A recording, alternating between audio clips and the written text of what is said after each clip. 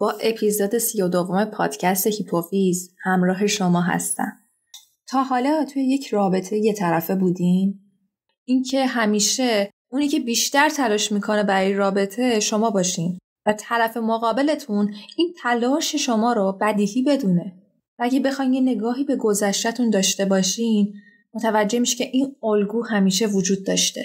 امروز میخوام در مورد این قضیه باهاتون صحبت کنم و بهتون بگم چطوری میتونید ارزش خودتون رو درک کنید و نیازهای خودتون رو بیان کنید. اگر شما توی رابطه احساس ناامنی دارین یا دنبال رهایی از این وضعیت هستین، پیشنهاد میکنم همراه من باشین. امروز میخوام در مورد رابطه‌ای صحبت کنم که توی اون ارتباط احساس میکنین کسی که بیشتر تلاش میکنه، کسی که داره بیشتر سرویس میده، کسی که بیشتر داره یه چیزی ارائه میده شمایین. احساس میکنید دائما داره ازتون سوء استفاده میشه. شاید این اتفاق قبلا هم براتون افتاده باشه و یه الگوی ثابتی توی روابطتون بوده باشه. میخوام بهتون کمک کنم که درک کنین چرا ممکنه این اتفاق براتون بیفته. این سناریو رو توی ذهنتون تصور کنین.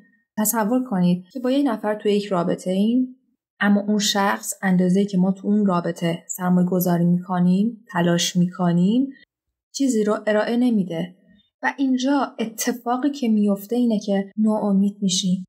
این ناامیدی اول به شکل گله و شکایت یا احساس آسیب دیدن خودشون نشون میده. شاید بریم به دوستامون بگیم، به افراد نزدیک زندگیمون و حسمون رو بیان کنیم. اما صحبت کردن در موردش با شریک عاطفیمون، همون آدمی که اون چیزی که میخوایم رو بهمون نمیده، خیلی سخت داره. نمیتونیم در موردش باهاش صحبت کنیم. احساس ترس میکنیم. چرا اینجوریه؟ خب ما از این میترسیم اگه حسمون رو بگیم، اگه شروع کنیم درخواستای بیشتری داشته باشیم، اوضاع رابطمون از اینه که هست بدتر بشه. ممکنه این رابطه که واقعا دوستش داریم ازش لذت میبریم و از دست بدیم و خرابش کنیم. ما از این میترسیم که ممکنه این شخص رو از دست بدیم. حتی ممکنه احساس کنیم شایستگی توجه و محبت بیشتری رو نداریم.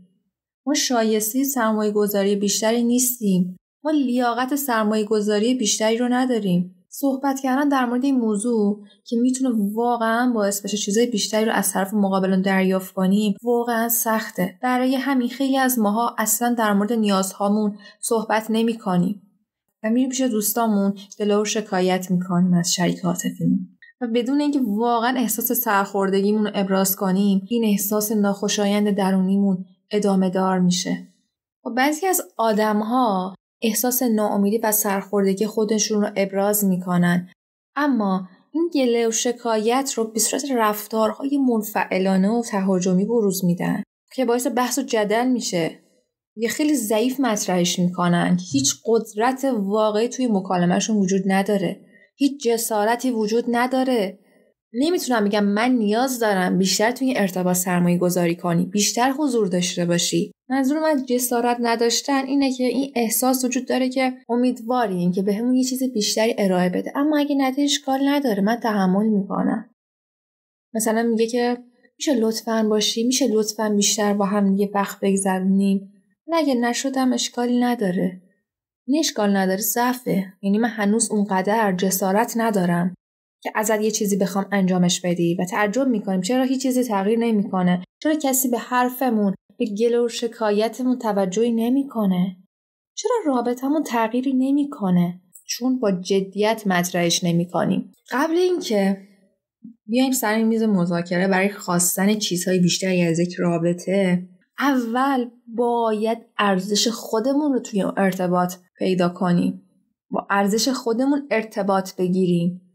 من چه چیزهایی رو به یه نفر ارائه میدم توی ارتباط و باعث میشه که حس کنم مورد سوء استفاده قرار گرفتم. اینا چی هن؟ چه چیز رو به یه نفر ارائه میدم؟ بیاین یک لیست تهیه کنین از این که چه چیزهایی رو به یک نفر ارائه میدین. یه لیست ساده مثل لیست خرید ننویسین، بلکه با تک تک اون موارد ارتباط بگیریم. مثلا من خیلی احساس همدلی و دلسوزی نسبت بهش دارم. من قضاوتش نمیکنم. من اون رو به خاطر چیزی که واقعا هست میپذیرم. من اون رو بر اساس چیزایی که معمولا آدما فکر میکنن توی این شخص قابل توجه ارزش گذاری نمیکنم. من بر اساس ویژگی‌های سطحی این فرد باهاش تو رابطه نیستم، بلکه قلب و روحش رو تایید میکنم. من برای این فرد سخاوت بیشتری دارم. بیشتر نسبت به بقیه باهاش مهربونم. باهاش همدلم. انگار ما توی یک تیمیم. اگه به مشکل و چالشی توی زندگیش بر بخوره من اونجام. من ازش حمایت میکنم. آیا اینها چیزایی که به این شخص ارائه میدین و واقعا باهاش ارتباط برقرار میکنین؟ اگر با این مواردی که گفته شد باهاش ارتباط برقرار میکنین، این تبدیل بزرگترین منبع نفوذ شما میشه. چون اینجا شما ارزش خودتون رو میدونین که این یک نور خاصیه که به زندگیش دارین میتابونین. چقدر خاصه، چقدر ویژه است. حالا حس میکنید من میتونم این نور رو به هر سمتی ببرم.